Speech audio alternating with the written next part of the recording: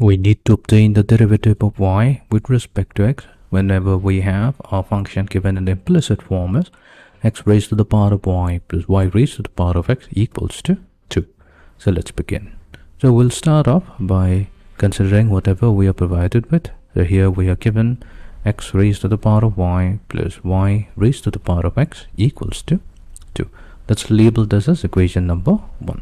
So what we can do, we can write each of the terms on the left hand side by using the fact that whenever we have e raised to the power of log of a, that is actually equals to a. So that means if we have x raised to the power of y, then we can also rewrite it as e raised to the power of log of x raised to the power of y.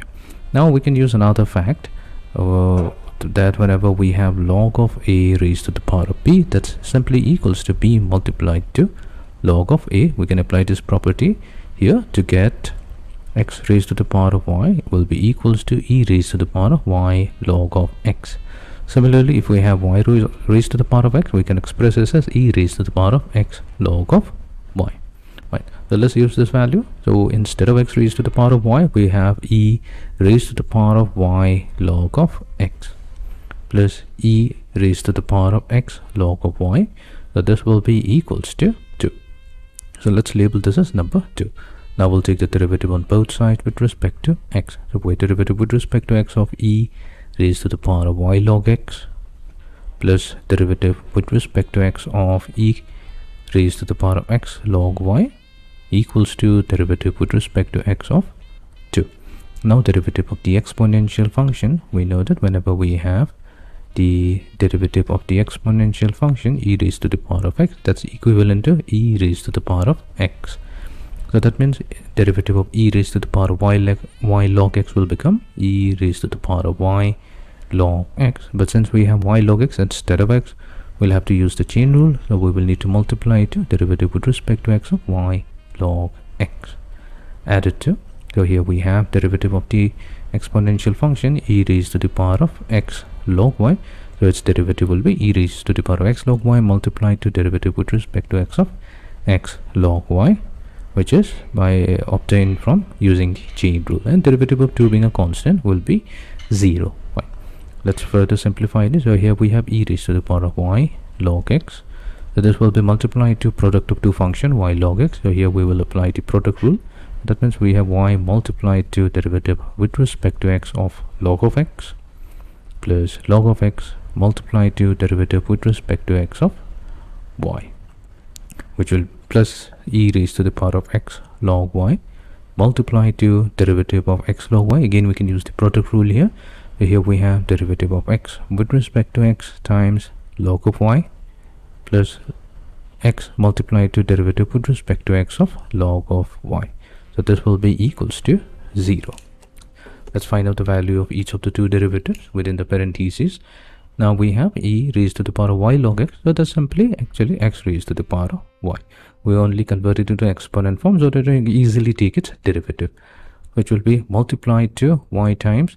Now we have derivative of the logarithmic function. So here we have to use the fact that whenever we have ddx of log x, so that value is equals to 1 over x. So that means we have y divided by x added to log of x times derivative of y with respect to x plus e raised to the power of, so here e raised to the power of x log y is actually y raised to the power of x. So this will get now multiplied to derivative of x with respect to x. So that's 1. So we have log of y added to x times, so that we have the derivative of the logarithmic function. We have log of y, so its derivative will be 1 over y. But since we have y here instead of x, we have to use the chain rule and multiply it to derivative of y with respect to x. So this will be equals to 0. Now let's multiply x raised to the power of y with each of the terms within the parentheses. So here we have x raised to the power of y.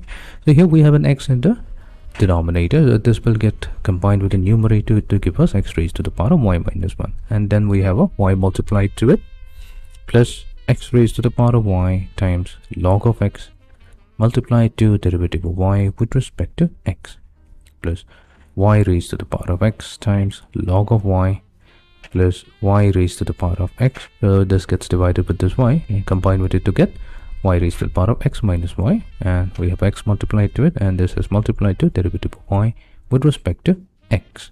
So what we'll do, we'll combine the second term and the fourth term, and we will take the first term and third term and transpose it to the right hand side.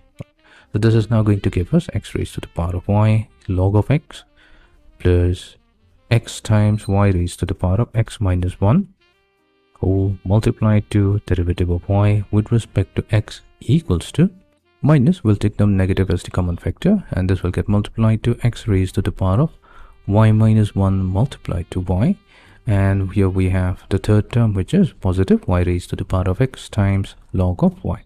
Now we can isolate the derivative of y with respect to x, and this is going to give us derivative of y with respect to x equals to negative times x raised to the power of y minus 1 times y plus y raised to the power of x log x y, whole thing divided by x raised to the power of y times log of x plus xy raised to the power of x minus 1. So this is the required value of our derivative of y with respect to x.